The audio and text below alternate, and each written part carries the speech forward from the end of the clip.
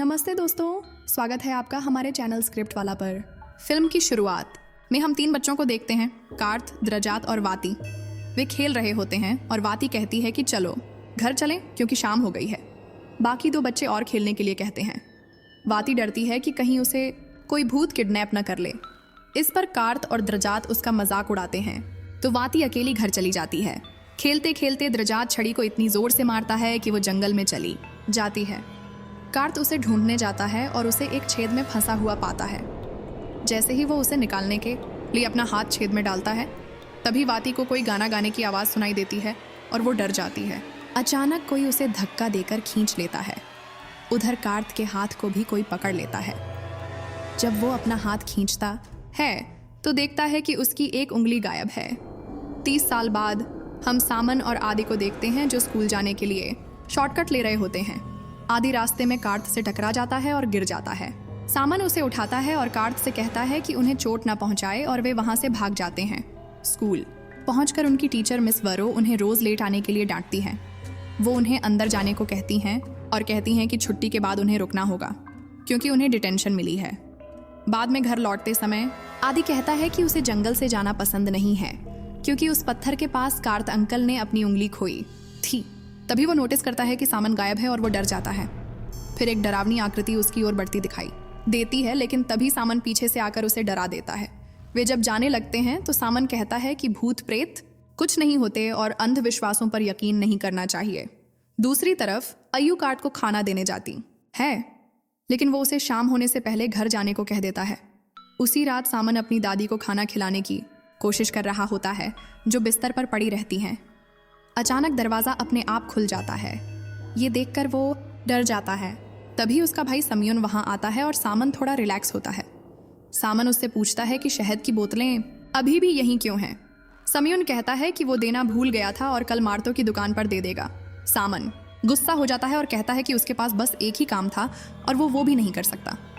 फिर वो अपना बैग अंदर से लाता है और समयुन से कहता है कि अगर ये बोतलें उसके वापस आने तक यहीं रहीं तो वो उसे पीटेगा। समयुन के जाने के बाद सामन को अपने घर के अंदर एक आकृति दिखाई देती है, लेकिन इससे पहले कि वो पीछे मुड़े वो गायब हो जाती है। अगले दिन वे फिर स्कूल के लिए लेट हो जाते हैं और सामन शहद की बोतलें मार्तो की दुकान के बजाय स्कूल ले जाता है। स्कूल के बाद वो मिस वरो से शहद देने जाने की मिन्नतें करता है। वो कहता है कि वरना उसका भाई उस पर गुस्सा होगा, लेकिन मिस वरो मना कर देती हैं और कहती हैं कि उसके भाई को पता चलना चाहिए कि वो किस तरह का स्टूडेंट है और वो तब तक नहीं जाएंगे जब तक रेस्टरूम साफ नहीं हो जाते। उसी शाम वे वेयांग शो देखने के लिए जतिपनी जा रहे होते हैं। आदि कहता है कि उन्हें पहले प्रार्थना करनी चाहिए, लेकिन सामन कहता है कि वे लेट हो जाएंगे, इसीलिए वे जतिपनी मस्जिद में प्रार्थना करेंगे। दूसरी ओर मिस वरो नोटिस करती हैं कि उनके घर का दरवाज़ा खुला है। वे उसे बंद कर देती हैं। रास्ते में सामन और आदि बात कर रहे होते हैं कि मिस वरो कितनी मीन है। सामन सोचता है कि काश वो मर जाएं। ड्राइवर सामन को मुंह संभाल कर बोलने को कहता है। तभी अचानक ट्रक का टायर फट जाता है और ट्रक रुकने से पहले सामन सड़क के किनारे वो डरावनी आकृति देखता है। इसी बीच मिस वरो को दरवाजे पर किसी के खटखटाने की आवाज़ आती है। वो यह देखकर चौंक जाती हैं कि दरवाज़ा फिर से खुला है। वो बाहर चेक करने आती हैं, लेकिन कोई नहीं मिलता। फिर वो दरवाज़ा बंद करके लॉक कर देती हैं। हालांकि जैसे ही वो मुड़ती हैं, दरवाज़ा फिर खुल जाता है। वो डर जाती हैं। जैसे ही वो बाहर देखने के लिए फिर से मुड़ती हैं, उन्हें नोटिस होता है कि उनके घर के अंदर कोई है। एक आकृति बिल्कुल उनके पीछे दिखाई देती है, लेकिन जब वो मुड़ती हैं तो कोई नहीं होता। दरवाज़ा बंद हो जाता है और वो आकृति उन्हें परेशान करती है। मिस वरो बुरी तरह डर जाती हैं और भागने की कोशिश करती हैं, लेकिन वो गिर जाती हैं और वो आकृति उन्हें पजेस कर लेती है और उन्हें मार देती है। इधर ड्राइवर और आदि ट्रक ठीक कर रहे होते हैं। नायोटो और मंत्री वहाँ आते हैं और उन्हें बताते हैं कि वे जातिजार जा रहे हैं। उनकी मिस वरो का एक्सीडेंट हो गया है। अगले दिन मिस वरो का अंतिम संस्कार होता है, जहाँ गांव के सभी लोग आए होते हैं। सामन भी वहाँ बैठा हुआ बहुत डरा हुआ होता है। तभी अचानक मिस वरो का भूत उसे परेशान करता है, जिससे वो टेरिफाइड हो जाता है। ग्रामीण मिस वरो के ताबूत को एम्बुलेंस में रखते हैं। जब सब चले जाते हैं तो सामन आखिरी बार देखने जाता है और यह देखकर चौंक जाता है कि ताबूत खाली है। सभी लोग उसे अजीब सी क्रीपी मुस्कान दे रहे होते हैं। फिर मिस वरो का भूत उसे परेशान करता है। हालांकि वो जाग जाता है और यह सिर्फ एक बुरा सपना निकला। बाद में आदि उससे मिलने आता है। वो कहता है कि उसने उसे अंतिम संस्कार के बाद से नहीं देखा है। सामन कहता है कि उसकी तबीयत ठीक नहीं है। आदि फिर उसे बताता है कि कल मिस वरो की जगह नई टीचर आएंगी और उसने सुना है कि वो यंग और प्रिटी हैं। उसी शाम सामन को लगता है जैसे कोई उनके घर के बाहर है, लेकिन जब वो खिड़की से बाहर देखता है तो कोई नहीं होता।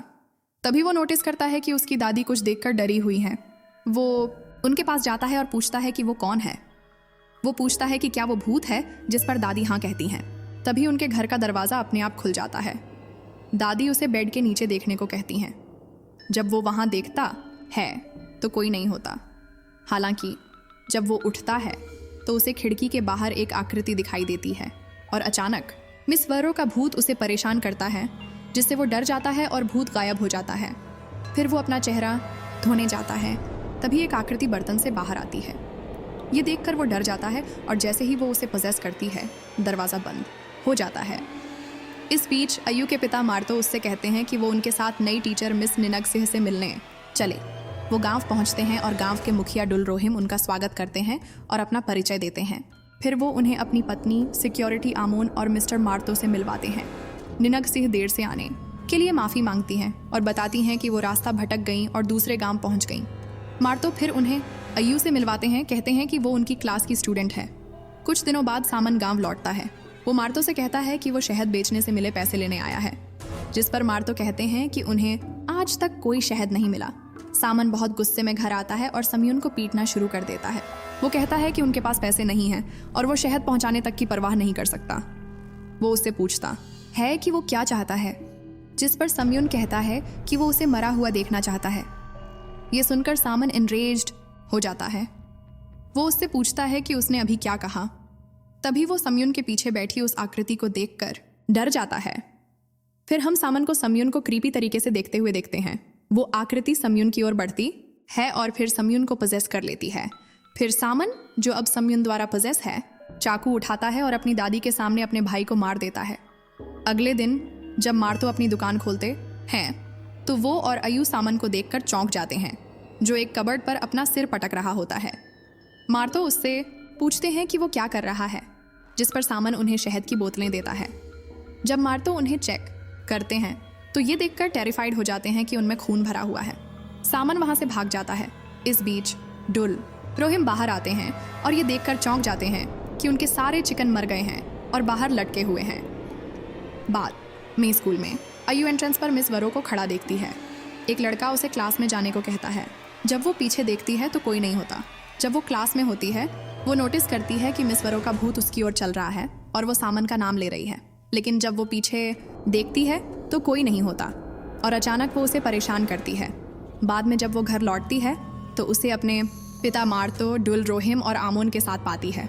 वो उन्हें बताती है कि सामन ने आज सुबह क्या किया।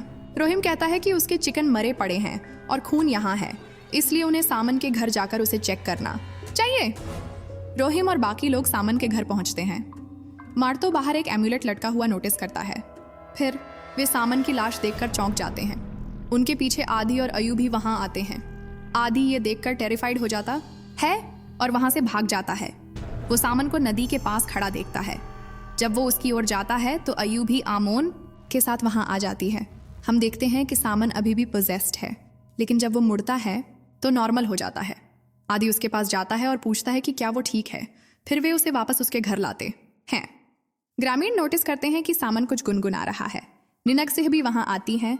रोहिम उन्हें बताते हैं कि जब से उन्होंने सामन को पाया है उसने एक भी शब्द नहीं बोला है। वो सोचते हैं कि उसकी आत्मा डिस्टर्ब्ड है। उन्होंने पुलिस को कांटेक्ट किया है और वे उसे जिले ले जाएंगे। निनगसिह उनसे रिक्वेस्ट करती हैं कि उन्हें सामन से बात करने के लिए थोड़ा समय दें, क्योंकि उन्हें लगता है कि वो उसे बात करा सकती हैं। निनगसिह रोहिम की परमिशन से घर में एंटर करती हैं। उन्हें सामन गुनगुनाता हुआ मिलता है। रोहिम भी अंदर जाने की कोशिश करते हैं, लेकिन आमोन और बाकी लोग उन्हें रोकते हैं। इस दौरान हम कार्त को दूर से उन्हें देखते हुए देखते हैं। निनगसिह फिर बाहर आती हैं और उन्हें बताती हैं कि उन्होंने उससे बात करने की कोशिश की, लेकिन उसने कोई जवाब नहीं दिया। उसी शाम सामन अपने भाई सम्यून के भूत को अपने सामने देखकर डर जाता है। उसे मिस वरो का भूत भी परेशान करता है, जो उसे चले जाने को कहता है। फिर वो पोजेस हो जाता है। बाद में पुलिस गांव पहुंचती है। वे सब ये देखकर चौंक जाते हैं कि सामन ने फांसी लगाकर आत्महत्या कर ली है। अगले दिन स्कूल में निनक सिंह नोटिस करती हैं कि आदि बहुत उदास है। वो उससे बात करने की कोशिश करती हैं। वो उसे बताती हैं कि अपनी फीलिंग्स के बारे में बात करने से उन्हें दुख का सामना करने में मदद मिल सकती है। इसलिए अगर उसे किसी दोस्त की ज़रूरत है जिससे वो किसी भी बारे में बात कर सके तो वो खुशी खुशी सुनेगी। वो उसे आज से ही एक्स्ट्रा लेसन शुरू करने को भी कहती हैं क्योंकि एग्ज़ाम आ रहे हैं और उसके मार्क्स बहुत कम हैं। बाद में उसी शाम स्कूल गार्ड निनक सिंह को चाबियां सौंप देता है। वो उसे बताती हैं कि वो उसके जाने के बाद घर से बाहर जाएंगी। वो आदि से कहती हैं कि वो घर जाकर प्रार्थना करेंगी और उससे पूछती हैं, जिस पर वो कहता है कि वो यहीं प्रार्थना करेगा। बाद में हम उसे क्लास में प्रार्थना करते हुए देखते हैं। तभी उसे वहाँ किसी की मौजूदगी महसूस होती है जिससे वो डर जाता है और वहाँ से जाने की कोशिश करता है। लेकिन तभी क्लास का दरवाज़ा अपने आप खुल जाता है। वो सोचता है कि ये मिस निनक सिंह हैं, लेकिन अचानक एक कुर्सी उड़ती है और वो क्लास से बाहर आ जाता है। तभी उसे कुछ आवाज़ सुनाई देती है और वो सामन को पोंछा लगाते हुए पाता है। सामन फिर पोंछा छोड़ देता है और उसकी ओर मुड़ता है। वो उसकी ओर बढ़ते हुए मदद के लिए पूछता है और आदि भी पजेस हो जाता है। अगली सुबह आदि के पिता उसे दीवार पर अपना सिर पटकते हुए पाते हैं। वो उसकी ओर चलते हुए पूछते हैं कि उसे क्या हुआ है, लेकिन जब वो मुड़ता है तो नॉर्मल हो जाता है। वो कहता है कि वो सॉरी है कि उसे अभी भी नींद आ रही है। उसके पिता उसे चेहरा धोने और फिर प्रार्थना करने को कहते हैं। जब वो चले जाते हैं तो हम देखते हैं कि आदि फिर से पजेस हो गया है। जब वो बाहर आता है तो उसे अपने घर के बाहर कार्त मिलता है जो उसे देखकर भाग जाता है। हम उसके घर के बाहर एम्यूलेट भी देखते हैं। अगले दिन स्कूल में अयू आदि के पास जाकर पूछती है कि क्या वो ठीक है, लेकिन वो उसे जवाब नहीं देता। जब वो क्लास से बाहर आती है तो उसकी पेन गिर जाती है और जब वो उसे उठाने के लिए झुकती है तो मिस वरो का भूत उसे परेशान करता है। फिर वो अपनी क्लास में भागती है और पाती है कि आदि वहाँ नहीं है, इसलिए वो उसे ढूंढने निकल पड़ती है और कार्त उसका पीछा करते हुए उसके पास आता है। उसी शाम बोंदन नाम का एक बच्चा अपने घर के बाहर खेल रहा होता है। तभी आदि वहाँ आता है और उसे अपने साथ खेलने बुलाता है। फिर आदि और बोंदन की तलाश शुरू होती है क्योंकि वे दोनों लापता थे। पूरी रात ढूंढने के बाद भी वे नहीं मिलते। अगले दिन निनक सिंह स्टूडेंट्स से स्कूल के बाद सीधे घर जाने की रिक्वेस्ट करती हैं। घर पहुंचते ही उन्हें प्रार्थना करनी है ताकि बोंदन और आदि जल्द मिल जाएं। स्कूल के बाद अयू निनक सिंह से मिलती है और उनसे पूछती है कि क्या उन्हें कल कुछ मिला था। निनक सिंह पूछती हैं कि उसका क्या मतलब है, जिस पर वो उन्हें वो एमुलेट दिखाती है और कहती है कि ये बुरी आत्माओं से उनकी रक्षा के लिए है। निनक सिंह पूछती हैं कि उन्हें ये कहाँ से मिला और फिर उन्हें घर जाने को कहती हैं। शाम को हर कोई अपने बच्चों को घर के अंदर ले जाने लगता है, लेकिन अयू प्रार्थना करने जाने लगती है। मार्तो उसे रोकने की कोशिश करते हैं, कहते हैं कि हालात ख़राब हैं, लेकिन वो यह कहकर वहाँ से चली जाती है कि वो प्रार्थना करना चाहती है ताकि वे आदि और बोंदन को जल्द ढूंढ सकें। दूसरी ओर रोही मामून से कहते हैं कि उन्हें नहीं लगता कि मस्जिद में कोई और आ रहा है। इमाम उन्हें बताते हैं कि ये एक परीक्षा है और ऐसे समय में उन्हें भगवान के और भी करीब रहना चाहिए। इस बीच अयू को आदि सड़क के बीच में बैठा हुआ मिलता है। वो एक मरे हुए जानवर और सिकल दरांती के साथ उठता है। जैसे ही वो अयू की ओर मुड़ता है वो डर जाती है ये देखकर कि वो पोजेस्ड है। यहाँ रोहिम ड्रम बजाते हैं और नोटिस करते हैं कि उसकी आवाज़ ठीक नहीं है। वो उसके अंदर से खून टपकता हुआ पाते हैं। वो उसे चेक करने जाते हैं और उसके अंदर एक लाश देखकर चौंक जाते हैं। वो इमाम को इसके बारे में बताते हैं। इधर आदि अयू की ओर बढ़ने लगता है और वो मदद के लिए चिल्लाते हुए उससे दूर भागने लगती है। रोहिम की पत्नी आदि को अयू का पीछा करते हुए देखकर डर जाती है। वो अयू को अपने घर बुलाती है और दरवाज़ा बंद कर देती है। तभी उसे याद आता है कि उसने पीछे का दरवाज़ा लॉक नहीं किया है। इससे पहले कि वो उसे बंद कर सके आदि अंदर घुस जाता है। वो अयू की ओर बढ़ते हुए कोई गाना गुनगुनाने लगता है, लेकिन इससे पहले कि वो हमला कर पाता आमोन उसे गिरा देते हैं। बाद में जब मार्तो अयू के घर लौटने का इंतज़ार कर रहे होते हैं उन्हें कुछ आवाज़ सुनाई देती है। जब वो उस तरफ चेक करने जाते हैं तो उन्हें वहाँ सामन की लाश देखकर डर लगता है। दूसरी ओर ग्रामीण आदि को पकड़ लेते हैं और इमाम कुछ प्रार्थनाएं पढ़कर उसे कंट्रोल करने की कोशिश करते हैं। थोड़ी देर बाद वो नॉर्मल हो जाता है और कुछ काला लिक्विड थूक देता है। फिर हम कार्त को उसकी झोपड़ी में कुछ ब्लैक मैजिक का इस्तेमाल करके एम्यूलेट बनाते हुए देखते हैं। यहाँ रोहिम कसम से कहते हैं कि ज़रूर किसी चीज़ ने आदि को पजेस किया है। फिर आमोन उन्हें बताते हैं कि पहले जब बोंदन को होश आया था तो उसने उन्हें बताया कि आदि उसे सामन की कब्र पर ले गया था। आदि ने कब्र खोदी थी और फिर सामन की लाश मार्तो के घर पर रख दी थी।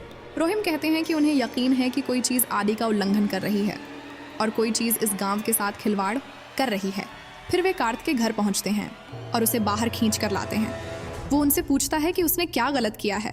कसन उसे वो एम्यूलेट दिखाते हैं और पूछते हैं कि ये क्या है और कहते हैं कि उसका बच्चा उसकी वजह से पॉजेस हुआ है। कार्त उसे धक्का देता है और उन्हें बताता है कि वे सब एक स्पेल के अधीन हैं। फिर वे सब उसे मारने के लिए पीटना शुरू कर देते हैं। मार्तो और रोहिम उन्हें रोकने की कोशिश करते हैं और कहते हैं कि इस गांव में पहले से ही काफ़ी समस्याएं हैं, इसलिए और ना बढ़ाएं। अगले दिन अयू मार्तो से कहती है कि उसे यकीन है कि कार्त ने ऐसा नहीं किया, जिस पर वो कहते हैं कि इसे गांव के मुखिया और अथॉरिटीज़ पर छोड़ दें। उसके जाने के बाद अयू को कोई उसका नाम फुसफुसाते हुए सुनाई देता है। तभी निनक्सेह उससे मिलने आती है और मार्तो उन्हें अकेला छोड़ देते हैं। कहते हैं कि उन्हें अपनी दुकान ठीक करनी है। हम देखते हैं कि अयू निनक्सेह से डरी हुई है। निनक्सेह कहती हैं कि उन्होंने सुना कि पिछली रात उसके साथ क्या हुआ। वो उसे बताती हैं कि पिछली रात उन्होंने कार्त के घर का दौरा किया था और उससे पूछती हैं कि क्या वो अक्सर उनसे मिलने जाती है। फिर हम देखते हैं कि अयू कार्त के पास गई थी और उन्होंने उसे उसकी नई टीचर को देने के लिए एक एमुलेट बनाया था। वो उसे बताते हैं कि लाल आसमान एक संकेत है और हवा ठीक वैसी ही लग रही है जैसा उन्होंने 30 साल पहले महसूस किया था। और अगर उनका अनुमान सही है तो वो एक जिन है, ब्लैक मदर, जो बच्चों पर फीस्ट करती है। वो उसे ये एम्यूलेट अपनी टीचर को देने को कहते हैं और अगर वो रिएक्ट करे तो सावधान रहना। वो कहते हैं कि वो उसे इस गांव से निकालने का रास्ता ढूंढेंगे। निनक्सेह उसके बगल में बैठ जाती हैं और पूछती हैं कि क्या वो कुछ जानना चाहती है। वो उसे बताती हैं कि उन्हें कार्त याद है और जब वो लड़का था तब उसका चेहरा भी। वो कहती हैं कि वो उसकी तरह दिखता था। अयू उन्हें वो एम्यूलेट दिखाती है, लेकिन निनक्सेह उसे इस तरह पकड़ लेती हैं जैसे इसका उनके लिए कोई मतलब नहीं है और अयू ये देखकर चौंक जाती है। निनक्सेह उसे अंधविश्वासों पर यकीन न करने को कहती है, वरना उसे नुकसान उठाना पड़ेगा। मिस वरो का भूत फिर वहाँ प्रकट होता है। निनक्सेह उससे पूछती हैं कि क्या अयू उसकी फेवरेट स्टूडेंट थी। मिस वरो का भूत कहता है कि वो लकी है, लेकिन उसे याद दिलाता है कि इस मामले से दूर रहे और उसका नंबर भी आएगा, ठीक उसके दोस्तों की तरह। फिर हम देखते हैं कि निनक्सेह ने ही सामन से आत्महत्या करने को कहा था और यहाँ हम उनकी असली शक्ल की झलक देखते हैं।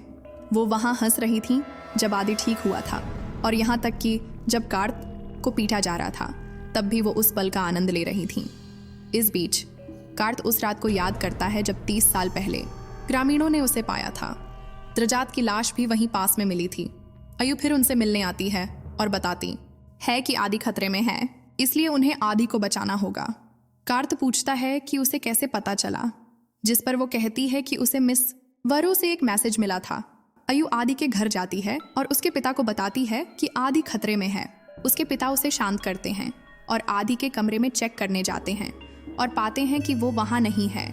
यहाँ कार्त चुपके से निनक्सेह के घर में घुस जाता है, जहाँ वो उसे बताती है कि उसे अभी भी याद है कि उसकी उंगली का स्वाद कितना मीठा था। फिर वो खुलासा करती है कि निनक्सेह असल में वाती है। वो उससे पूछती है कि क्या वो उसे भूल गया है द्रजात के बारे में। एक फ्लैशबैक में हम वाती को जंगल में देखते हैं। वो नोटिस करती है कि एक जिन हवा में फ्लोटिंग कर रहा है और उसके हाथों में द्रजात की लाश है। जिन उसे कंट्रोल करता है और उसके हाथ अपनी ओर बढ़ाता है और वाती अपने हाथ पीछे खींचती है। वर्तमान में वापस वो कार्त से कहती है कि उसका दोस्त बूढ़ा हो रहा है, इसलिए अब उसके लिए नए कपड़े यानी शरीर लेने का समय आ गया है। कार्त उसे श्राप देता है और चले जाने को कहता है। फिर वो जिन अपनी असली शक्ल में आ जाता है और अपनी शक्तियों से उसे दूर फेंक देता है। कार्त उठता है और रियलाइज करता है कि उसे उस ठिकाने लेयर को नष्ट करना होगा। इस बीच हम आदि को जंगल में नदी की ओर जाते हुए देखते हैं। यहाँ कार्त पेट्रोल और एक दिए के साथ ठिकाने पर पहुँचता है और उसे उस पर फेंकना शुरू करता है। हालांकि इससे पहले कि वो उसे जला पाता, दिया बुझ जाता है और वाती का भूत उसे घर जाने को कहता है, जिससे वो डर जाता है और गिर जाता है। तभी द्रजात का भूत उसे परेशान करता है। दूसरी ओर हम आदि को जिन की ओर बढ़ते हुए देखते हैं, लेकिन अयू वहां पहुंच जाती है और उसे रोकने की कोशिश करती है। द्रजात का भूत कार्त से पूछता है कि क्या वो फिर से उसके साथ खेलना नहीं चाहता, जिस पर कार्त सॉरी कहता है और ठिकाने में आग लगा देता है, जिससे जिन चीखता है और फिर गायब हो जाता है। कार्त फिर प्रार्थनाएं पढ़ना शुरू करता है, जिससे जिन वहां से चला जाता है। जब अय्यू उसके पास पहुंचती है तो वो बेहोश हो जाता है। अगली शाम किसी दूसरे गांव में एक बच्चा नदी के पास खेल रहा होता है। तभी उसे एक गाना सुनाई देता है और वो उस जिन को थोड़ी दूरी पर खड़ा देखता है। फिर वो पजेस हो जाता है और फिल्म यहीं खत्म हो जाती है। वीडियो को लाइक करना और चैनल को सब्सक्राइब करना मत भूलना। बेल आइकॉन पर क्लिक करें ताकि आप कोई भी नया वीडियो अपडेट मिस न करें। देखने के लिए थैंक्स।